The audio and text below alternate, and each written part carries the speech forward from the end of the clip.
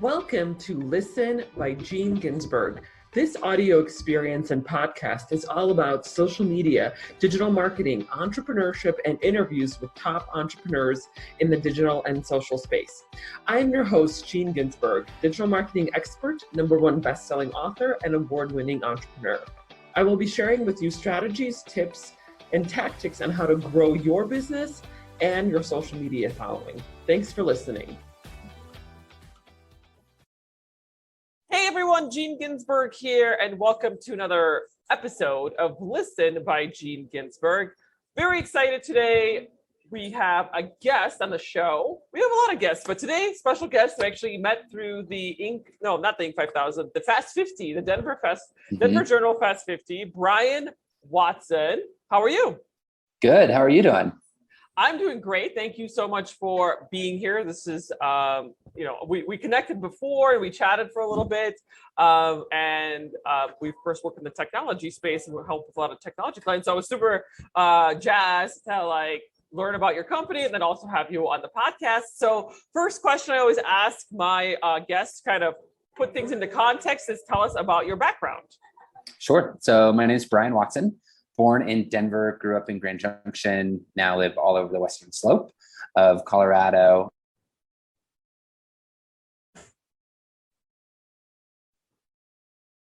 I've always been have a software company called Proximity that does automates kind of space automation. So we really started in co-working spaces and now working with a lot of large enterprise clients and headquarters as everyone's kind of trying to figure out return to work and the hybrid work model and all of that stuff. And so that's what we're working on today.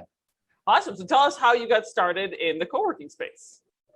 Yeah, so we really got started in the co-working space industry when I moved back to Grand Junction. So I did what a lot of people do. I grew up there. I left after high school and then moved back to town. And when I moved back, there was several friends that were entrepreneurs that were moving back into town. And we were trying to figure out if there were any other crazy entrepreneurs like us. And so we just started doing tons of events. We did 3 events a month, every month for 2 years straight, and found 1,500 entrepreneurs in Grand Junction that no one knew existed. And so with that, we were like, where do we put all these people? And so we started a co-working space. We were all running our own kind of other companies at the same time. So we needed to automate as much as possible, which is where we started building out kind of a software solution, which is where we're at today. Very cool. So tell us about the company today.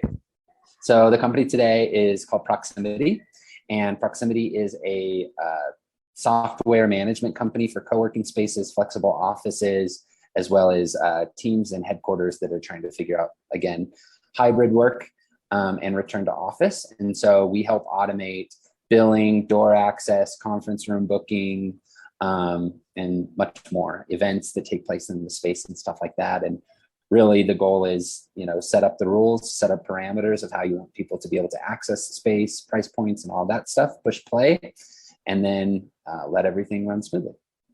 And you're also doing the same thing for your set of co-working spaces, right? So you're basically taking the software and creating new co-working spaces or I guess buying or purchasing old co-working spaces that have been shut down during COVID. Yeah, so during COVID, my wife and I were working, we live in Telluride, and she got a job up here. She runs the Telluride Venture Network, and we were working out of the co-working space up in Telluride. It unfortunately closed during COVID, so her and I opened another space up here. And then a couple months ago, our software company is growing really big. We started in co-working spaces, but now we really just have a software company. And so the software company wants to continue focusing on the further growth and development of the software company. So her and I purchased the original 3 spaces from Proximity. And so now we're running as a kind of a side business, a co-working brand called AltSpace that runs throughout Western Colorado. And we're using our software and automating all these co-working spaces and really see them as kind of a tool that we can leverage to kind of help support and elevate the entrepreneurial community out here in Western Colorado. That's fantastic. So looks like you're looking to expand, right, beyond just, of course, what you guys are doing in Western Colorado, right? Buying up more co-working spaces or creating co-working spaces? Yeah, so we're doing some on the Western Slope. Where we've got one in Telluride, Ridgeway, Montrose, two in Grand Junction, and are streamlining those processes now. So there's definitely opportunity to be adding more spaces in the future. I think it's good to be adding more kind of entrepreneurials from different clusters in the area and bringing them all together. So we're doing that. And then obviously on the software side, continuing to expand a lot with proximity and again, not just working with co-working spaces now, but really doing a lot of expansion with larger companies as big companies and headquarters are trying to figure out how to get their people back to the office. Right.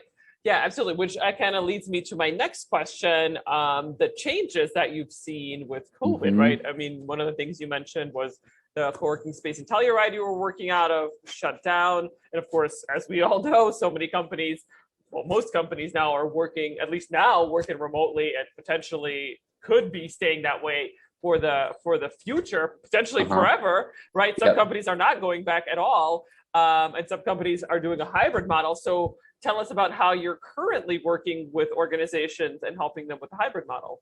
Yeah. So, I think when we first started going back to the office or post-COVID, I would say, the question was like, are you going to continue to be remote or are you going back to the office? And a lot of people were approaching this conversation as if it was binary. You were going to go back to the office like you did before COVID, or you were going to stay remote. And I think what we're seeing now is it's a non-binary conversation. Most people are somewhere in the middle. So they're going to be hybrid. So team members can work from home 3 or 4 days a week. They're going to come into the office, which means, your management styles need to change, right? I think some of the people that have the biggest angst about this hybrid or remote work is it's all about managing people and feeling like who's working on what and where they're working and all of that stuff. And so we've been working with co-working spaces on flexible space for several years now and have a lot of background information and knowledge on how to run these locations. And so we're taking all of the knowledge that we've gained over the last several years and helping companies with that information apply better management styles utilizing technology. So being able to hook up their whole building and they can have deeper insight. So we have like visual floor plans. So a lot of companies are asking about how do we hotel our desks, or maybe we've talked to a lot of companies who've continued to expand during COVID. And now on the other side of COVID, they've got too many employees for the office that they have. And so they're doing cohorts. And so maybe like half of their team comes in Monday, Wednesday, Friday, and the other half of their team only comes in on Tuesday, Thursday, or whatever. We can help them set different rules, let people come in, schedule what desks they're sitting at. A lot of people maybe are working from home, but they're doing all of their team in-person kind of strategy planning sessions in conference rooms in the office and stuff like that. Our software allows you to, whoever the manager can go in, log in, see which conference rooms are available, what times they're available, book them, add all of their colleagues to it. Everyone gets an email to say, we're meeting on Tuesday at XYZ office. Here's the internet that's going to be spun up for you. Here's door access, all of that stuff. So it's really just allowing these companies and giving them tools and software to help them manage where their people are working and have better visualization of how their buildings are being used too. I think that's another thing that we're seeing is as work is changing for people, or as people are starting to think about how they're utilizing the office a little bit differently, it's nice to be able to see which areas of the office are getting utilized. Are there any areas of the office that's not getting utilized that you want to change? Maybe you need to put more desks in an area. Maybe you need to take a big conference room and split it up into 2 or 3 smaller conference rooms to let smaller teams work together. And so we can help with all of that stuff. Awesome. And what do you think, now that we're talking about how things have changed during COVID, what do you think is the future? Like, where do you think this is all going? And, as it of course relates specifically to your software, but also just like the future of work, like where do you think we're moving to? I think this is a really exciting time to be an entrepreneur. And I think it's a really great time, to be in industries like you and I are in.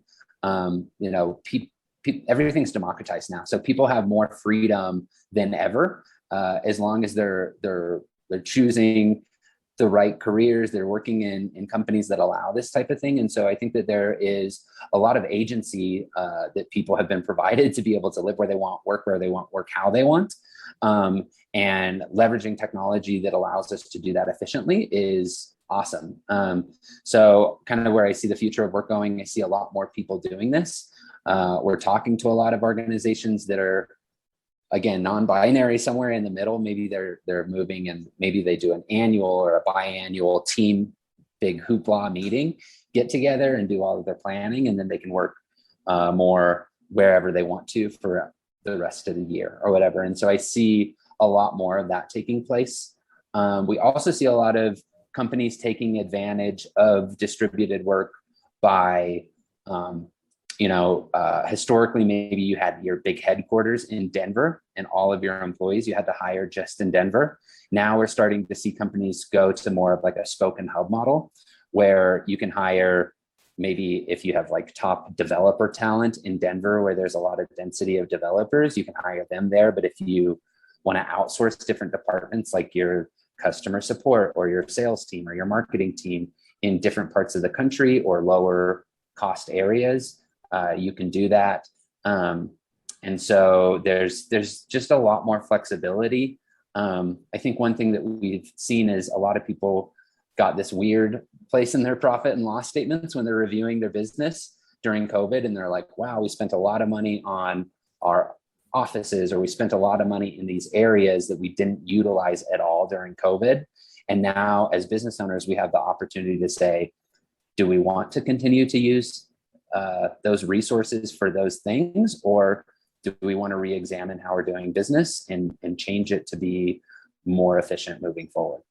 Right. Yeah, absolutely. I love that. And, from both sides of the coin, right? The employee side, right? Where you're like, I can work wherever I want, or at least have the opportunity to do that, whether that's being remote permanently or, being remote once having to come into the office. But if you're remote permanently, you can create a life that you want, right? And live wherever you want, wherever that is for you. But then also on the employer side, right? Finding talent that's not necessarily in one specific geolocation, right?